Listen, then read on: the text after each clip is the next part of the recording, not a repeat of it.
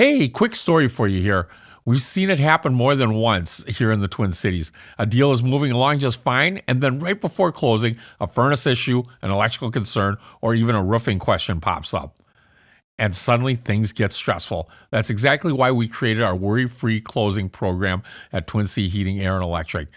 We send a licensed technician out to check the furnace, AC, electrical safety, water heater, and water softener, coordinate a roof evaluation with a licensed roofing contractor, and provide a full report on all the home's major systems. We can do this during due diligence or even before a home is listed, so potential issues get caught early. If you're a realtor or you're buying or selling a home, there's a simple way to keep things smooth. Twin City Heating, Air, Electric, built here, stays here. From working in his family's Chinese restaurant, to bartending, to becoming present-day owner of Twin City Heating, Air, and Electric, my father's true superpower is human connection. Now, he's on a mission to capture the most fascinating stories that make up the Minnesota community. You're listening to the Twin City Tales podcast. Welcome back to Twin City Tales, the show where we dive deep with the incredible creators, entrepreneurs, adventurers, and storytellers who make our community richer with their craft and character. Today's guest is someone with decades of experience shaping brands, visuals, and stories that truly matter. I'm really excited to introduce Josh Heriot, the founder and principal designer of Heriot Creative. With nearly 30 years of experience in graphic design and more than 18 years running his own creative studio, Josh has helped businesses, big and small, look like the pros they truly are. He has an incredible track record of turning ideas into meaningful visual identities that connect with audiences and elevate brands. Josh's roots are as inspiring as his work. Growing up in the woods of northern Minnesota, where he developed a deep love for the outdoors and a lifelong appreciation for authenticity and craft, the early connection to nature and meaningful experience shows up in the way he approaches design. Always listening first, always aiming to reflect the genuine soul of his clients. Today, we're going to talk about Josh's creative journey, the lessons he learned in business, the stories, and yes, including sled dog racing and outdoor adventure that shaped his outlook, and how philosophy of serving clients first has been a cornerstone of his success. Josh, welcome to Twin City Tales. I'm happy to be here, Wyman. I love that introduction. Oh. The whole time I'm thinking, who are you talking about? That's it's weird because when somebody describes you and brags about you, it's harder because it's hard to brag about yourself, right? But you truly are that person that I described when I was writing it out. I'm like, that is him to a T. Well, thank you. And we had even more further discussion before we came on. Yes, we have. About how you adjust that, how you adjust your creative the logo designs, because obviously being entrepreneurs, as we know, there's seasonal work, and yes, we'll get into that a little bit more. Great. But let's start off with where you grew up. Oh, yes. Well, as you kind of mentioned before, I grew up in the woods. I was actually born in Illinois, which is kind of interesting. Not a lot of people know that. So I don't actually have ice water in my veins like my kids do who are born in Minnesota. I have corn. But so I was born in Illinois, and my dad, kind of long story, he couldn't get a job down there. And so he was talking to his mother-in-law, my grandma Barb, and she said, you should go to Minnesota. You should go to Minnesota because there's jobs there. And so he said, okay. And so he opened up an atlas or a state of Minnesota, and he just pointed to somewhere. And it was up on the Iron Range in Hibbing. And so he drove up to Hibbing. And that day he got to Hibbing, this little town up in northern Minnesota, and stayed at a hotel and ended up being the Android Hotel, which is a popular, very historical spot up there. And the next day he went into the employment office, and they said, yeah, says, we got a job for you. When can you start? He says, how about Monday? And so he drove back to Illinois and got us and brought us back up and was working by that next Monday. Wow. And so from there, he worked in the mines. He worked different things, and eventually made it into the mines. And then they wanted to raise us like me and my sisters at that time. I have two sisters and a brother. They wanted to raise us kind of natural. My parents were hippies, Okay. which is, but they wanted to raise us, out of the city and stuff. And so they found this little cabin on a lake, no electricity or running water, and that was the cabin I grew up in. That's where I went to all my grade school, was in that little cabin. So How do you, knowing that, what do you believe that gave you that when living in that era and time, how you did it, that what it gave you that still shows up today on how you live today? yeah, a lot of things. One thing that just pops to my mind immediately is how much I love saunas, because that's how we would actually get cleaned up. We would have a sauna, and then part of our house was a sauna. So we went in the sauna, and then we ran outside, either rolled around in the snow or else jumped into the lake. So that part was kind of cool. So I just had a sauna experience recently, and I was like, this is kind of how I grew up. Another part of it really was that, we burned wood. So I had my jobs were outdoor jobs. So I was the one who carried the slop bucket out for the dishwasher, because we didn't have running water either, I mentioned, or I chopped wood and carried and stacked and all that kind of stuff, kept the wood box filled. So I think one of the big things that did for me was work ethic. Yeah. And it was like I was, once I got my stuff done, once I got my chores done, once I got the things that need to be done for the family, I was free. And so I spent most of my childhood on the lake fishing, out in the woods, reading, because we had a big bookcase and there were encyclopedias in there. I loved encyclopedias because they not only had words, they also had pictures. So from a very early age, I was very visual too.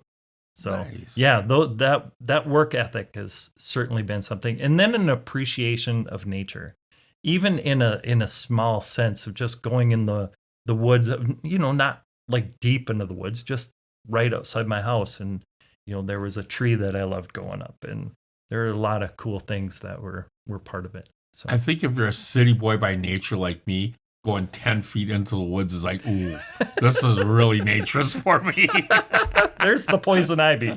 Yes. So, but the other thing that I'm thinking of that probably makes you who you are is the resourcefulness of being in a cabin type of wood setting, right? Like, like here in the city, it's like you can have anything you want at your disposal if you have the money for it, right? But like up there, if you want something, you either got to make it, or you got to be resourceful and figure it out, or you just got to travel down to the city to get it. So Definitely. And for us, it was 40 miles away to Hibbing. That's where town was. Yeah. And so for sure, you also have to be careful because it is so far to get to town. So being responsible with how you're acting and not getting too crazy and stuff like that, even as a kid, was stressed, just to make sure that staying safe. Learning things such as, I remember one of my really important lessons was I had left some lures in the boat, and I don't think anyone got hooked, but my dad saw it, and it was like really had to do something memorable for me to not do that again. So it was like, being safe and careful was important. Because it's a long ways to get to town for a hospital or a... long ways. Yeah. Interesting. I had a few instances where I had to be brought in, like for a cut on my knee and stuff like that. It was a long ways to get there. Yeah. I can imagine. Yeah. Well, I had a son who actually had a major cut in California. We were in the Sequoias, I believe, and through the state park, and it was like 2 hours to get down from that mountain. Wow. You had to go, and then they had to transfer us into another ambulance, and it was a pretty big cut. Connor, it scarred him for life, literally and physically. I think. Yes. So, but yeah, when you have that far away, it's really scary so there is something to be said about being resourceful, living Definitely. in those remote areas. And then we had a conversation. Dog sled played a big role in your Yes. early life. It sure did. My parents from an early age could tell that I was competitive, but they knew that with the school being so far away that they would not be able to get me for after school activities and things like that. And so it just so happened I went to a Togo school up in northern Minnesota. And Togo is the home to very famous, very successful dog sled family. Jamie Nelson is who was our mentor. Has run the Bear Grease several times. I think she even won it. And she became my dad's mentor on dog sled racing. And I was good friends with her son. So I would go over there and they had lots of dogs. And my dad would go and he was just fascinated. And we kind of struck up a deal when I was probably 8 or 9 years old. And that is if I would take care of the dogs, because he worked, he worked in the mines. So he had shift work all the time. He had to have someone he could, depend on to take care of those dogs. And that person was me from an early age. But the deal is that if I took care of them, if I, cleaned their kennels, if I fed them every day, if I brought water down the driveway to them, then I would get to race in the winter. And so that's what I look forward to, was racing from an early age. Wow. So, And that's a lot of discipline too. Yeah. To be able to do that. Daily. And I remember I was pretty consistent, but every once in a while I'd forget. And I do remember a few times being woken up, about 2, 3 in the morning or whatever. And maybe I'd forgotten to fill the wood box, or maybe I'd, hadn't taken care of the dogs or something like that. So I have a few memories like that that really help. Because I think having those memories of where you screwed up sometimes are can remind you in the next instance of, hey, maybe I should be a little bit more responsible in this instance. I like to call that failing forward, right? Like, yes, I failed it, but did I truly fail it? I've learned something about it, so now I know how to keep moving forward. So that's a really good example. I've heard before that mistakes are the best way to learn.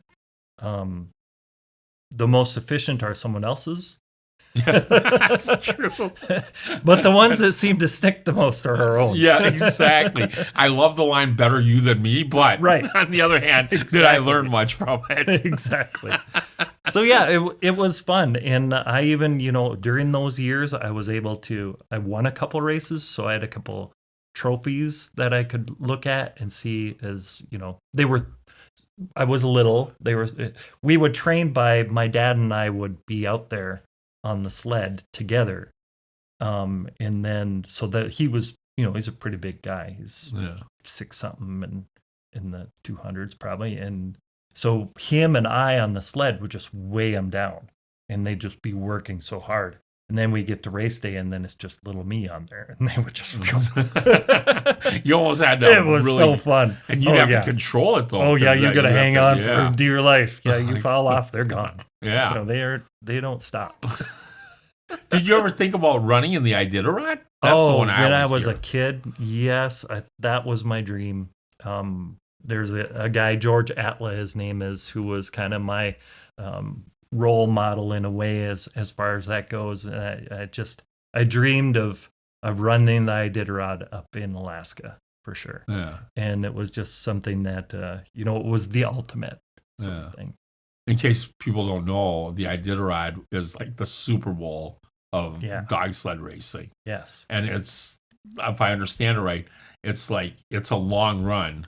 Long ways, over 1,000. Yeah, and you have to camp overnight. Yep. It's almost like a Ironman marathon. Oh, for sure. Maybe even harder. For sure. Yeah, because the battling the elements, and I've heard stories of people running into moose up there and hypothermia and getting lost, and just lots and lots of challenges that people have overcome. Yeah. So yeah, no, that was early on, and then it changed. It's kind of like when we're younger, right? I'm going to be Yeah. a pro ball player, Oh, right? exactly. It's like, That's a what it great was. dream, but That's it what it was. keeps your fire going. It did. Yeah. And you start learning what you really truly like and what you don't like. And I feel like with that experience, with being disciplined and preparation and knowing your limits, Yes. kind of at that point. And do you see the parallels of running your business with that? Absolutely. A lot of ways, with training a team is you're looking at, there's a lot of effort that goes into it. Like, for instance, I trained for a longer distance race. When I was a kid, I was a sprint racer because I was just a little guy. But later on, I did have the opportunity to run a longer race, a 65-mile race. That would have been the longest one I had done, and I did do it. Didn't do very well, but leading into that, I really thought that I was gonna do well because I had come off a great success in football. It's my senior year in high school, and I kind of wanted to play basketball, and some people were asking me to play basketball, but I'm like, nope, I'm going to train for this race, and I'm going to win this race. So I was stacking successes onto another, Yeah. and I was trying to stack another success onto it, and started really great. My dad actually is the one who came up with this race. So it's called the Esslinger Classic. It was run out of International Falls. And my race went from International Falls right there in Smoky Bear Park. And it ended at what was it, Elephant Lake down by Orr, Minnesota. Okay. It is 65 miles is how far it was. And it was cool because I had a different sort of concept. You start off, it's called a sourdough start. So all the mushers started in their sleeping bags with their boots off, and none of their dogs hooked up. And so there was, shoot the pistol off, and you jump out, and you put on your boots, and you pack up your sleeping bag, and you get all your dogs hooked up, and you head out onto the trail. And in my race, I was the first one out. And my buddy Jesse was in there riding because he was going to ride the first little part. And I had been training every single night for that race. I'd get home from school and I'd hook them up and we'd go for a run every night. So I knew they were ready, but it didn't work out that great. and it was your dad's invention, right? Yeah, Somewhat? my That's dad pretty came up with the idea, and he launched the race. He was the race director, originator, and stuff like that. And you worked with them a lot on those races. Yeah, Like we both trained our teams. And, Yeah. and he was doing all the things to organize the race as well. It was a really cool chapter. That's really cool. And I believe you work with your dad still. Yeah, With the Creative. Yeah, my dad, he does. He's really good at a lot of things. He worked for a motion graphics company for a little while, so him and I pair up on motion graphics a little bit these days. Okay. But we used to back in the day. I interned with him right when I got out of college. He had a little a graphic design business on Lake Vermilion where he lived, and that was so much fun because we'd work on something and come up with ideas and maybe put together a layout in Photoshop or something. And the computers were so slow, we could set it to run a filter and then walk down the hill and go fishing for a while and come back up a half hour later. I hate to, as soon as you started saying that, I keep thinking remember when internets first came out and it was AOL and it would, yes. and For sure. As soon as you hit that button, you go, okay, I'm going to make my sandwich, Yes. bring it back to the thing. Oh, I got to get a drink. Oh, and then for finally sure. go, you got mail. Yes, for sure. No, when I was in college, it was the transition between analog and digital. Oh. So even in some of my classes at Bemidji State, we did traditional methods. Okay. So even doing and in fact, my first job offer out of college was I'd be pasting up the newspaper. That's how archaic it was. That's how archaic it was. But it ended up being I chose one that had I chose to work somewhere that did have the digital, and it was funny. I worked at Fortune Bay Resort Casino. I was there before they were a resort. Okay. They were just a casino, and I was their first in-house designer. Oh, wow. And the reason I got the job is they did a hands-on interview sort of thing. Yeah. So they did the interview part, and then you had to actually put together an ad. You had to duplicate an ad. They had a physical copy. You had to duplicate it on the computer using Quark Express. Well, I had been working with my dad. I knew how to do all that kind of stuff. Okay. So I just bang, bang, bang, even put some bells and whistles on it and stuff. And they're like, you were the only one who could do that. So I got that job and was there for like 3 years. Okay.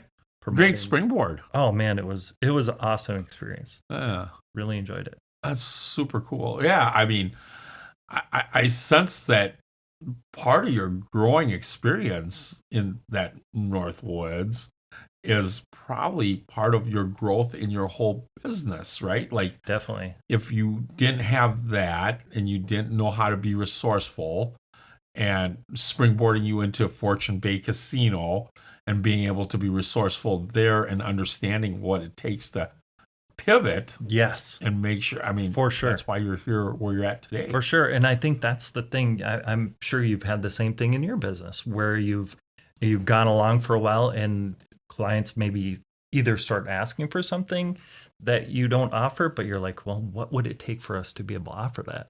Or something where you're like, I can see things are changing. Mhm. And in my career, a lot of times I've been right on that edge of things changing, especially the analog to digital when it comes to graphic design. I'm a firm believer, at least for my clients, like, we'll get out there on an estimate and other company might say, yeah, this can't do it or it's impossible or whatever it is, because Right. mechanicals sometimes, yeah, you sometimes are trying to put a 5-pound sack of sugar through a 2-inch hole, right? Yes. The hole. And, but my belief is, and my philosophy has always been in my business, like, if you don't figure it out, someone else will, and they're the ones that are going to be serving the customer Right. at a higher level than you have. So Definitely. I always try and tell my team members that. And I think you get that from being resourceful, right? Like, Yeah. understanding how to pivot. For sure. For Yeah. sure. Yeah, because when you're out on the trail and you're 20 miles from home, if something breaks or something happens, you figure it out because you have no other choice but to figure it out. Right. So I always wonder, like, always like Star Trek and all those outer space. Right. If something breaks down, it's not like they can go down to the local Walgreens, the Best Buy, and plug in something, right? So I always wondered that. But yeah, being in the woods and understanding that, Yep. and let's go back to your father, because I'm really intrigued with your father Oh, and yeah. your He's so relationship. awesome.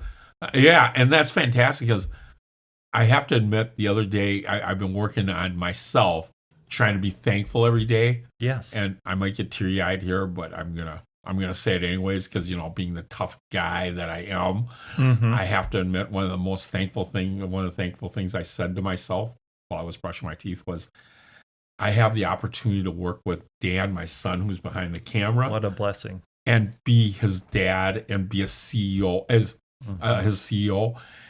It doesn't come with challenges, absolutely, because the dynamics are so different from, you can talk to your dad, or your dad can talk, at least from my angle, you're looking at it Yes. from the son's perspective, Yes. right? And there's narratives that's been set since he was, 2-3 years old, right? Yeah. And am I always correct? I probably am not always correct, but in my perception, I am, right? And there's things that I've learned where I have to figure out how to work with them at a higher level to help him get to the best that he can be. And he's really good at everything he does. And I'm not saying that as a biased dad. I'm saying that as a CEO. And there's times where we blend that together, like you blend that role. Yes. And there's misunderstandings in that, if that makes sense. Absolutely. And does. so it puts a strain on that relationship, but Yep. I wouldn't trade that in for anything. So going back to your dad, how is it working with your dad? And do you sometimes find those struggles? Yes. It's interesting that you should say that. And I think kind of going back to the history would probably be a good way to start. When he was working the mines and I was just a kid at that time, he always liked to paint. And he's painted pictures, and he's probably painted 2,000-3,000 pictures. When they were hippies for lack of a better term, going from town to town, he would paint pictures at the location they were at to then get enough money to move on to the next spot. But he loves to paint, loves to paint. And I remember many, many times as I was a kid that he would come home from work and he would be painting on something after hours, and I would be drawing at the same time. And he would be directing me. You know, when in early days, I really loved eagles, so I was drawing eagles, trying to get good at drawing eagles. But then as he saw my skills progress, he would start to give me challenges. And he would say things almost like my clients do right now, where they're describing what they want to see. And then I would draw it. And so that kind of this creative back and forth to start with, it was him, you know, telling me what to draw and then saying, okay, what if you did this? What if you did this? What if you did that? But then as our relationship working together, you know, when I interned with him, so, you know, check ahead, you know, 15, 20 years from there, he was the one who was giving me the opportunity to express myself, to, like, I remember on one of our first projects, the Lake of the Woods tourism guide that we did through his business, Ledrock Design. It was his account. I was interning with him, but he's like, we need these icons. And I'm like, well, what if we make them out of lino cuts? He's like, oh, I love that idea. And so he let me decide. We decided what the content was, but he had me make those pieces of art. And so he's always been supportive of me in that way and encouraging with me in that way. And there was a time we were working more together, and the dynamic had shifted from a father-son to a boss employee, but it was flipped the other way, where I was, because it was my company at that time. And that was something that didn't really work. It didn't work because that dynamic of the father-son, it wasn't there as naturally. And it was something where we tried it for a little while and realized it just didn't work. So now when I'm working with him, if I'm working with him, and it's not very much because he's got his own, he's a coin dealer now. So that's his main part. And he still paints, but his coin dealer, he's not doing as much graphic design as he used to. But when we do projects now, it's just super fun because I just give him the parameters, and then we hop on a Zoom and we're working together on it and making, you know, I'm making suggestions as we're working together. And it's just this great synergy that we have because we got some of those other things taken care of. It was like, he's always going to be my dad. I'm always going to respect him, and listen to what he has to say as far as when it comes to either creative or direction in life or whatever. So. And I think your dad's always learning too, right? Like, I feel like your dad probably gave you a little more open ticket, and I'm probably just different personalities, right? Like, I think most, like, my personality is probably more of an influencer and a driver. Sure. So I'm very high I, and I've got some D in me, and so I see for me. I see for you. Yep. Okay. Yeah, because you're very conscientious. You're very detailed with stuff. Have to be. Man, and those are two opposite sides of the spectrum. They are. Which is really unique, too. Yes. Very much. That is really Ask unique. my wife. So I feel like, and then it just goes on to the personality traits, right? Like, I mean, my struggle sometimes with Dan is not really seeing where he's coming from. But as I've learned, he's a very detailed person. Like, he likes details. He likes to make sure that everything is in its place and things are done correctly, right? Yep. As opposed to me, I'm like, let's just wing it. We're good. Let's, we don't, what details? What are you talking about? We just got to keep moving this thing forward. Yes, let's have fun. Let's just get this productive Get it done. Yeah, and he's the person that's like, if it's not 100% done, it's not done. And while being a driver and an influencer, mine is just like, that thing's 70% done. We're moving on. It's complete in my eyes, right? But I need people like that to be able to create what we're doing right now is the podcast, right? Like, I still remember I just told them that when we first started this podcast, and we have our challenges, right? I'm like, we gotta just pump out as many as we can because I'm excited to get this thing off Yes. the ground, right? Yes. We need to do 15 of them a month, right? And he's like telling me, well, it takes a little bit to edit the sound. I'm like, sound, does it really matter? Let's just get it out there, right? And then he had to prove to me. And I think it's hard on his end, too, because he has to demonstrate to me a little higher level because mentally, I still think he's my son. He should just listen to me. I'm the one that's right all the time, right? So he had to let me listen to a podcast, and it was just horrible, right? The sound quality was bad. And he said, would you listen to that no matter how good the content was? And I'm like, no. Right. He's like, point taken. So, I mean, Well, that's good that you were open to learn that. And even though your drive was to get it done and, make it fun, he wants to make it right. Absolutely. And I really have to really step back and listen to that at times. Yeah. That's my challenge as a dad. And I want him to be, obviously, we always want our kids, like you with your kids, you just want them to be successful and happy, right?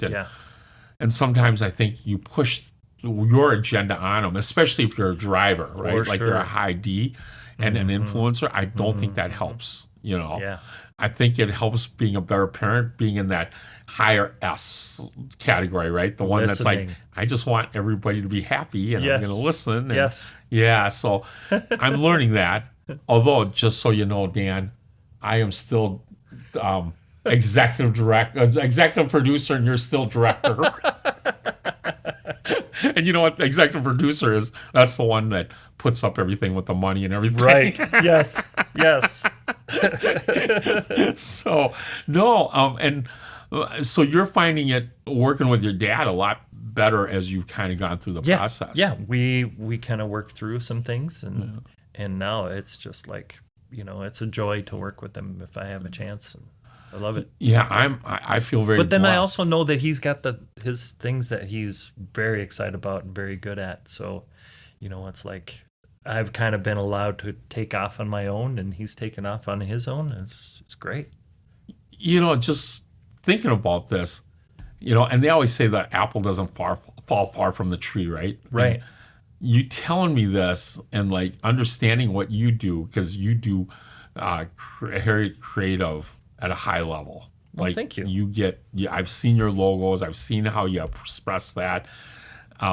Where I'm really going with this is like, as a small business owner, for all you small business owners that understand what it takes to run a business, sometimes you have to constantly pivot to make success in your business. You can't just always have like things come your way. Yeah. So what I feel like you and your dad have in parallel is like he's found different passions Definitely. to fill in some of the void, what we call in most businesses seasonal part, Yeah. right? So during the shoulder season, he's found other methods Yes. to create a living for himself that he truly enjoys. And I feel like He you do the truly same thing. enjoys, and he's also able to be with his wife a lot too, because they're at the same shows and stuff, and so they're traveling around. And I think that is one of the things that I really notice with him is that he does spend a lot of great quality time with his wife, and that was my goal when I was a kid, and older. I was like, I wanted to be a stay-at-home husband and dad. And so that's one thing, when I worked for an ad agency for quite a few years, and it was a good experience. I learned a lot. Was quite a prima donna for for a few years there. I look back and go, oh my goodness, it's embarrassing how I behaved back then. But you have I've learned ego. a lot. Yeah. And you want people, I want people on my team to Right. have an ego. Right. Do you know what I mean? But that's part of your ego. It's learning how to control it and Yes. learning where it's right being used and when Definitely. not to use that ego. Definitely. But to answer your question about the seasonal stuff, yeah, that's definitely something that my business I found is seasonal. I've been in business for 18 years, and people don't need a logo every month, like you mentioned. Yeah.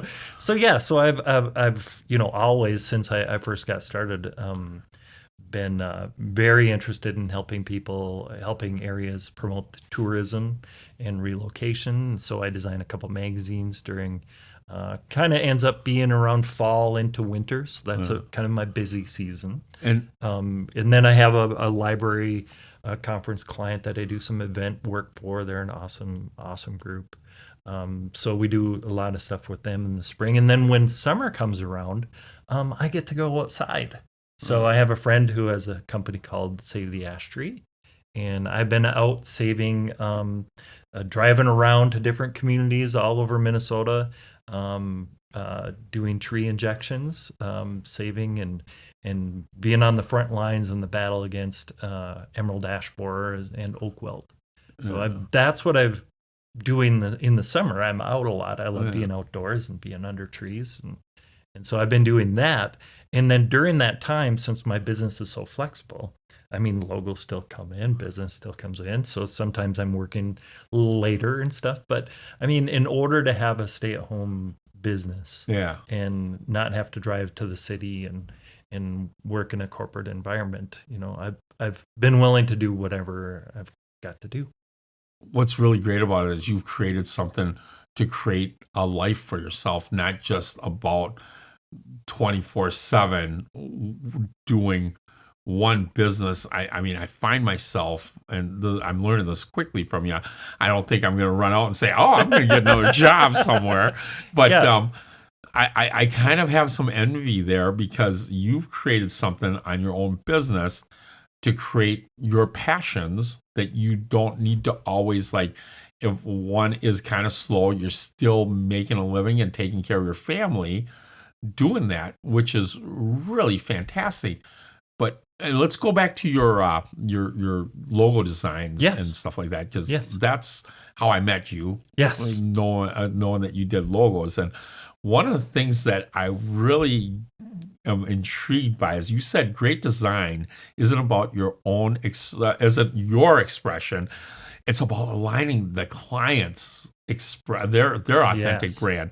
How do you help clients discover who they really are, and they don't always know how to authenticate that? Because we've also talked about they try and authenticate it through the chat GPT, right? AI, right? Yep. But it really doesn't come out their authentic self. How do you help them through that and create that? Boy, that's a great question. It's something it happened. It kind of happened accidentally. Right before COVID, I kind of believed that the way that I could understand enough about you in order to design for you was I had to sit across the table to you. And I had to look in those eyes, and I had to ask the right questions and write it down and figure out who you were by that.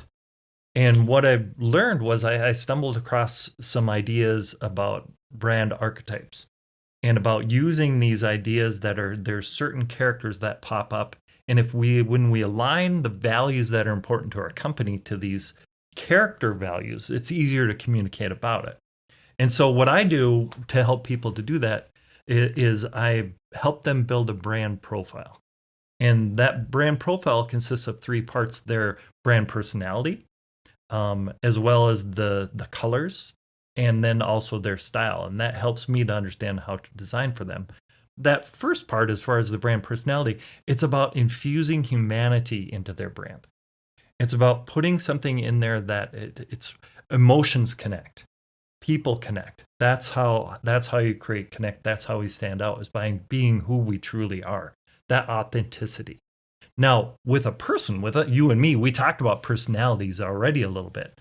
We can step into whoever we need to be in a certain instance. Say, for instance, if I need to get after one of my kids or something, I'm going to step out of my IC and into, more of a D sort of situation, Or on the other hand, if I need to listen and just, comfort and stuff, I may do pretty much the opposite and step into my S and do that.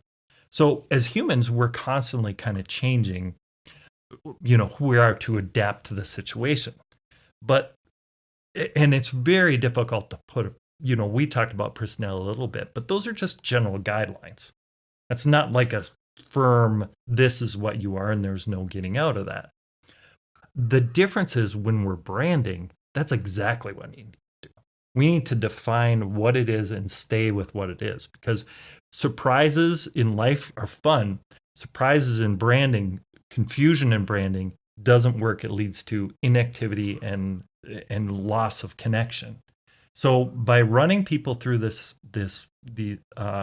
basically a really simple visual exercise to understand who their brand personality is, they're able to think about their business differently and in a more succinct way. And it helps them to think about, what are these values that are important to me that I can also express in my business? Because I think that what we can deliver on as business owners is we deliver on who we are. And if we can tie those things that are important into our brand, we can put ourselves into our brand. We'll have a new level of passion, a new level of interest in building our brands, and people who will attract the right people. And I did that for my business, realizing this whole thing of being the outdoors was just very important to me, from my being how I was raised, some of my experiences through my life, where I lean into that explorer archetype pretty heavily. Yeah. And so consciously thinking about who my business is. And then another one for me is the innocent. So the innocent is all about a harmonious experience. It's about no drama. It's about being able to listen to someone, whoever they are, and be able to relate with them on a human to human level. And therefore be able to whatever their background is, still be able to understand. And my job as a designer, in my opinion, is I'm learning how to design for them. And a lot of times the end result may not be exactly what I like, but it's what they like, and that's what's important. And that's their outer expression, that they don't have the creativity. Like, I'm not an art guy, I'm not a music guy. Right. But when you put something together and you write that jingle or the creative of that logo, that's what really pops for me. And that's what I feel like needs to pop for my clients, right? And that's what really tells your story. Yes. Oh my gosh, all good stuff. I just got and that it's just nugget here. For me, it's so fun because people enjoy it. And they're like, oh, I'm the Maverick. I'm a badass. I'm gonna do whatever I want. Right. Like, hey, you're the Maverick. Do whatever you want. That's what they do. You do you. Yes, you go for it. Love and it. That's what I tell people. I'm like, lean into it. Yeah. Lean into it, because that's how you stand out. Today's a big time copycat marketing world. And, the tools we have these days for marketing and for creative are incredibly powerful. Yeah. Incredibly powerful. And I've just been messing around a little bit on stuff here and there just to see what's happening. Right. And, but that part, as far as keeping ourselves, like with my business, my business is me. I'm the face of my business. Right. Because it's just me. And so who I am and how I act and with my clients is very important. And I keep that aligned with my brand. Yeah. And I encourage and help other people to do the same thing. That's awesome. Wow, that's a lot of information all in one. It is. And it's great information, because I think people need to know how to market themselves, because that's one of the things that we lack here. So, yeah, it's easy to see what's going on out there, and if it's working for someone else, assume that it's going to work for you, but it may not. Yeah, you may want to get something that's specific. Yeah. Well, with that, let's take a break. Sounds great. Anoka Meals on Wheels, a nonprofit organization that I proudly support, delivers more than just nutritious meals to seniors in our community. They deliver connection, care, and peace of mind. Their volunteers don't just drop off food. They check in, share a smile, and ensure our neighbors know they're not forgotten. I know, because I am one of those volunteer drivers. Help us keep serving those who need it most. Visit mowanoka.org to volunteer, donate, or learn more about Anoka Meals on Wheels, nourishing bodies and spirits one meal at a time. Ever walk into a house and flip a switch and have no idea what it actually does? Like, is it a light, an outlet, or something in the garage? Nobody knows. Or what about when you plug in something into an outlet and it just slowly falls out like it's giving up on life? Or worse, the outlet just doesn't work at all. Well, we see that stuff every day. At Twin City Heating, Air, and Electric, we help homeowners take care of those small electrical issues before they turn into bigger problems.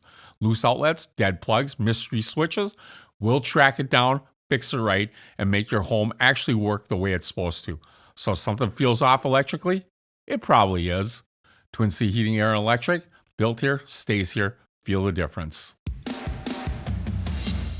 Hey, if you're enjoying this episode, do me a quick favor. Hit that subscribe button right now. It seriously helps us reach more amazing people across the Twin Cities and beyond.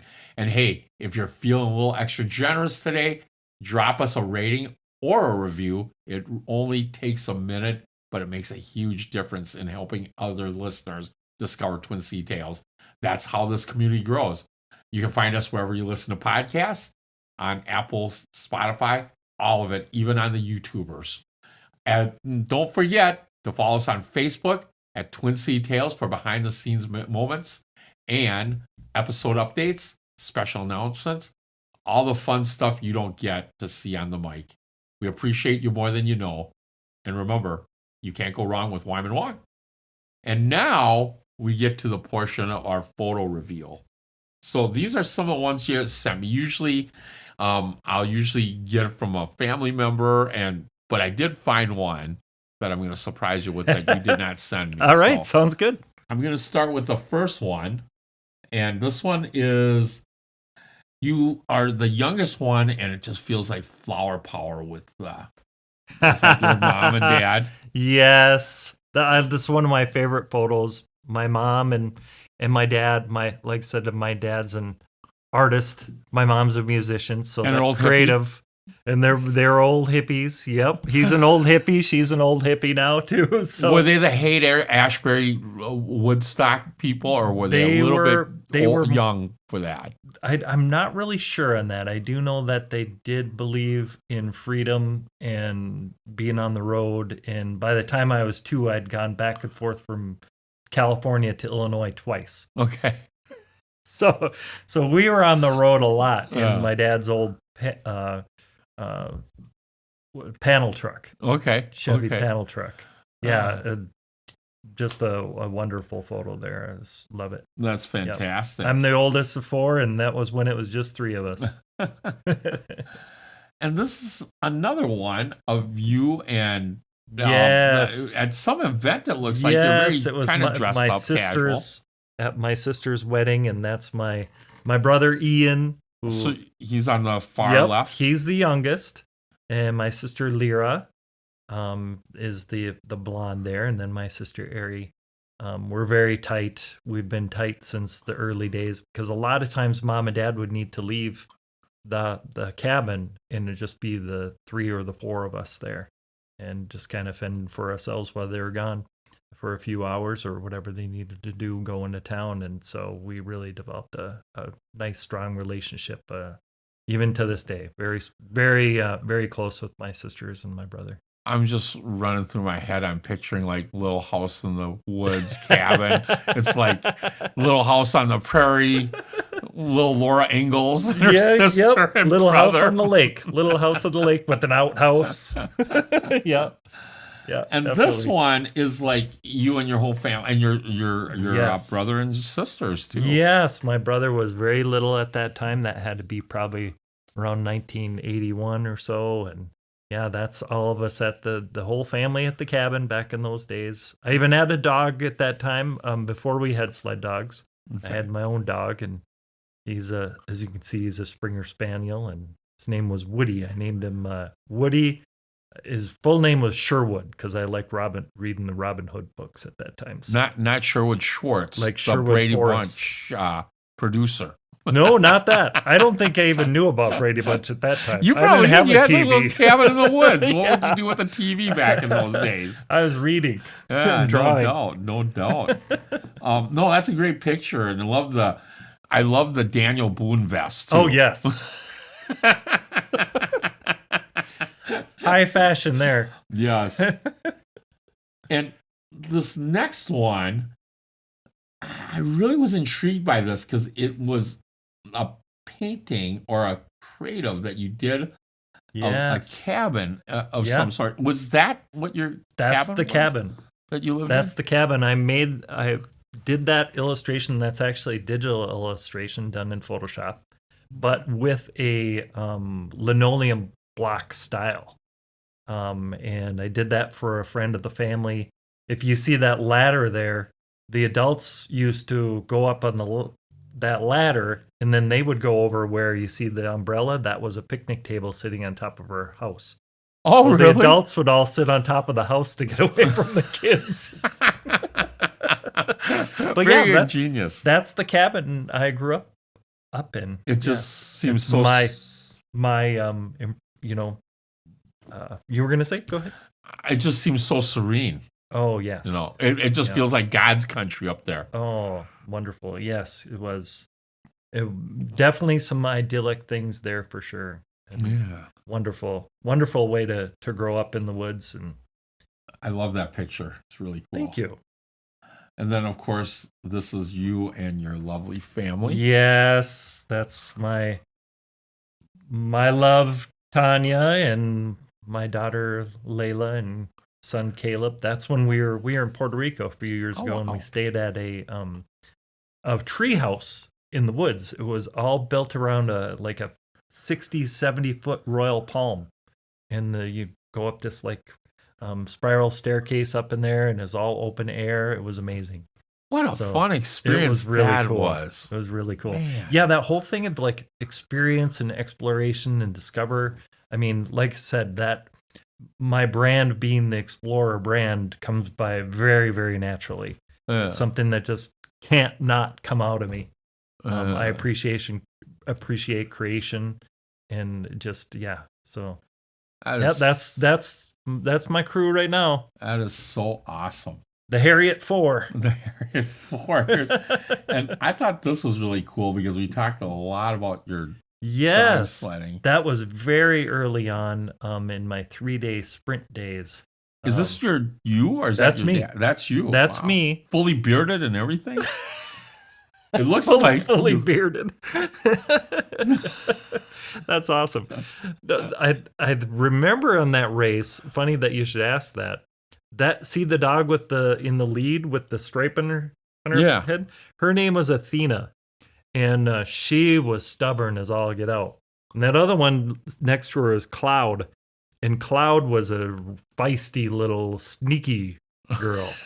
And so they conspired during that trip with me on the back of there. They're like, oh, what if we take you down the wrong way and don't come back around? So it was a memorable experience, that race. Did not do well because I came back in the chute where the other ones were coming out. Oh, Jiminy. That's not good. It was not good. My time on the 3-mile loop was pretty bad because I basically went 6 miles. It sounds like a video game. Oh, that man. You would be playing. I was so and- frustrated. That dog would not turn around. And what you do is you say, come around, or, Yeah. you have commands and stuff. And she wasn't listening to me. She was just like, I'm doing it my She's way. like, you're just a kid. This is my job. And this was another one. And that must be your dad in the back? And Nope, you, or that he is in the- that is me. When I coming out of the chute in the Esslinger, you see those wiped out dogs back over there. Yeah. Those were other ones that weren't quite ready, and we were all hooked up and headed out. And Really? that's my friend Jesse, who's sitting we're both artists. I met him in 10th grade year, good buddies. We've done lots of work together and stuff. And and he helped me kind of get handle the dogs and get them all set up so we could head out. And then he jumped off the sled after a while. And then gotcha. I kept going. Okay. But yeah, that's me in the Esslinger my senior year of high school. Wow, that's pretty cool. That's amazing. And then, it's really colorful too. You had the apron, the number 18. It looks like, or Yes. 16. Yes. Yeah, that was the first 200 yards of my 65-mile journey that day. Oh, wow. God, that is a long. Yeah. And that's a lot We of started work. off good, and then I had a dog later on during the trip that wasn't tested that decided not to run. And I was stubborn, and instead of, in retrospect, I should have taken the dog out, strapped him into the basket, and just kept going. But I just kept trying to. I ran a lot that day. Ran behind the scenes. It's like that in business, right? You have to make adjustments, and then sometimes you make the wrong adjustments. No but doubt. it's just trying to figure through it. Very much like that. Yep. So here is a photo of you, a young photo, and it looks like, and you might be surprised at this, looks like you had a toga party of some sort.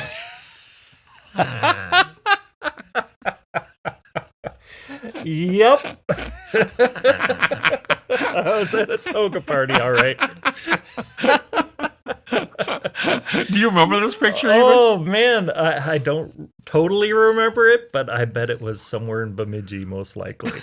That's where I went to college, and I went a few years in high school, or in middle school there, too. But that looks like probably college age. Yeah, you look like you had a pretty good time. The eyes were a little slunk in there a little bit, but just a little. Too many beverages, perhaps. Well, a question that I have for you looking at that picture is, looking back at it, and you go to this toga party as you're at your age right now, and you find that guy, what would you tell him or give him advice standing at that start of that road? Oh, man. Yeah. Business or life, or in what context? Whichever one you would prefer, or even all three. I mean, it doesn't hurt, if you could go back. I'd tell that guy to be patient. I think I'd tell him not to rush into too much. I think at that time and maybe years after that, I was like always feeling like I was missing the next chapter. I knew the next chapter was coming, but I always felt like, when is it going to happen? I'd just tell him to enjoy it, have a good time. Yeah. No, that's awesome. And that's same with philosophy for business too, right? Yeah. Like, enjoy the journey. Enjoy the journey. Yeah. It's all, life's an adventure. It's an adventure. It's kind of funny. I asked the same question, like almost the same at every podcast. And I've had a couple guys where they say, I wouldn't have thought about chasing women as hard as I did back then. Like, that just seemed like a waste of time. I was super shy, so were you? Yeah, I wasn't my forte. No, but I still had a good time, and no, that's fantastic. Definitely had a good time at that party. Yeah, it looked like it. It looked like it. And it's even a Pizza Hut mug that you were putting stuff in. I'm sure I just had a soda in there. I'm sure you did. At least as far as the kids are concerned. That's correct. So, closing question. One of the closing questions I have is, who's someone you'd love to see on this podcast, and why? I have a couple friends I think I'd really like to see on this podcast, just because they have such cool stories. And they're both entrepreneurial minded, which I appreciate that. I say that sometimes in my talks, that I appreciate, and appreciate means to increase in value, as well as understand where they're coming from, and as well as kind of have a relatability sort of situation with that. So one of those people would be Kenny Anderson. Kenny Anderson, quarterback, Cincinnati Bengals, 1981 Super Bowl. You nailed it, Wyman. Probably a different Kenny Anderson. It is a little different Kenny Anderson. He's a friend of mine. Him and his wife, both very entrepreneurial minded. They have a water taxi business down in the Caribbean, which is pretty cool. I was thankful enough I was able to work with them on the design for their logo on that. And then he also is the one who operates the Save the Ash Tree that I work with in the summertime, and just the work that he's doing out there trying to help people save their trees. He's just got an incredible background and just really smart guy. That's a good cause too, saving. We have an emerald or an ash tree, and I get the feeling like we may not see any ash trees in 50 years from Boy, now, it's possibly. they're It's- relentless. Those yeah. bugs are, and if we don't do something about it, you're probably right. Yeah, it's probably gonna be right. hard. Yeah, Kenny Anderson, I think, would be a great guest on here. The Is other there one person more? I think would be an amazing guest is my friend Jessica Hoke. And Jessica has a business called Moxie Malas. I helped her with her logo as well and a lot of her marketing materials. But her story on how she took something, this little idea she had, she used to be called From Your Mat, and she started making these bracelets and these malas and these things that support people that who have intention and things they want to work on in their life, and making beautiful things for people. And she's been had just a great success story with it, and just one of my favorite people. And I think she'd be an excellent guest for you. Yeah, no, it sounds like a story of grit. Like she's Yes. just like and we all struggle and have joys of business. And I'm thinking like, yeah, those little almost like that kind of business. It's like not just you're not doing it for the money, you're doing it for the Right. actual joy of Yes. doing it for people, right? Really And serving. now really in both of those cases making a difference for people. Yeah, for sure. Helping Love them that. either feel good or know that their tree is safe. Because I mean, you think in the tree standpoint, how important is a tree to a yard? Oh, for sure. Especially if there aren't a lot of them. No. The shade and the animals that live up there and birds and yeah. And the emerald, I love the emerald tree. The way it's like it goes up higher before the branches start. Yeah. It's just a great looking tree. I like that tree look to that. I didn't even know what an stuff. ash tree was before I started helping Kenny, but now I can identify a few more than just one. So That's because you grew up over in a wood cabin. I grew up in the north. Yes. Tree yes. with a leaf, tree with a leaf. You've seen one Yeah. tree with leaves, you've seen them all. No, that's awesome. No, I'd love to have them both on. That'd be Yeah. great. And this is the moment where we have a little surprise for you. A surprise for me. A couple surprises, actually. Oh. Not a bucket of salt. Looks like a bucket of salt. It does. But I'm going to start with this. Ooh. A nice little trophy. Look at that. Kind of Oh, hey. Josh Heriot with our Twin City Tales on there. Number 34, Kirby Bucket. And then we got a podcast mug for right. you with Twin City Tales. Sweet. And, one of your passions, I know, and after moving down in the cities, kind of, it's like we were talking and you said you'd like to do more of it, and I'm sure you do plenty of it. But one of my favorite things is going to state parks and being able to camp there. Yes. And Yeah. so much beauty in our state parks here. And Our family does that too. yeah. So, but we talked about We different talked state about parks. Bemidji State Park. Yes, Which is you've one of been to our that. favorites. We've But done that many times. I got you a book that Oh. connects you with all the state parks. Sweet. And, Oh, and it has pictures in it. yes, exactly. That's right up your alley. I need books with And pictures maps, in it, too. too. Yes, Sweet. but I've used that same book and really got to know a little bit more. That's how I found out Really? about Garden State Park up in Yeah, you were the mentioning Northwest something Angle. And yeah, so Yes. and you'll be able to like tell difference in trees now as you do that. Yes. Yes. Kenny will be so proud. Yes. Well, thank you for the wonderful gifts. My goodness, Yeah. that is awesome. I My, can't wait to get into this state parks book. yeah. And, There's quite a few I haven't been. Oh, Yeah, Bearhead there's- State Park. Yeah, that's up by Ely. yep. Where you were Yeah. growing up. Yeah. And We used to do Bonder Water strips. So even I've missed the last couple of years because of some family things, but yeah. me and my brother and a bunch of friends go up to the Bonder Waters every year. So Yeah. and that was our vacation when I was a kid. My Yeah. dad would take us up there too. So Were you guys going up there when the Rip Beer lady was still up there, or had I that never been met long the down? Rip Bear lady.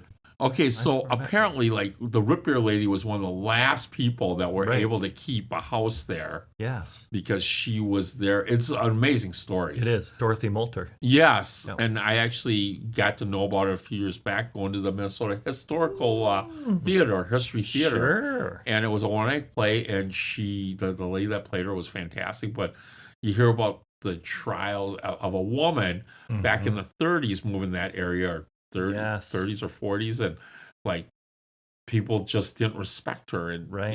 it was just really interesting. I used to do the travel guide for Ely when I worked for the ad agency, W.A. Fisher. So I worked, so I did Ely's guide every year. And so when you're putting these magazines together, you're also learning about the things that they're promoting. And I remember reading a lot about her. Yeah. And then I love Incredible story. The bear sanctuary up there is kind of fun. And isn't that where International Mucklucks Wolf Center too. Yeah, International Wolf Center, but Mucklucks too. were invented there. Yep. Yeah, Steger Mucklucks. yeah. You got it. Awesome. Yeah, awesome. that picture that you pulled up was the Ely race. So Okay. yeah, so we used to run the Ely All American Yeah. back in the day. That's awesome. Well, Josh, I can't thank you enough again for being on Twin City Thank you for Tales. inviting me. This was super fun. Absolutely. If you want to hear more and learn more about Josh, you can visit www.heriotcreative.com. Again, that's www.heriotcreative.com. Or is there somewhere, would you like them to connect with you on Facebook too? You can look up Sure. You can look up Josh Heriot on Facebook.com. I'm not very active, but I'm there. Okay. Or you can also visit us at Twin City Tales, and we will post it there. As we roll out of here, I want to thank Chris Hockey for the use of his song Thanks, with no pun intended. Just love that song. And this podcast is powered by Twin City Heating, Air, and Electric. And until the next show, you can't go wrong with Why I'm Wrong on Twin City Tales Podcast. This song goes out to my family, to all the ones who died before me. I'm sure the family life made you do things you never wanted to, so I wrote this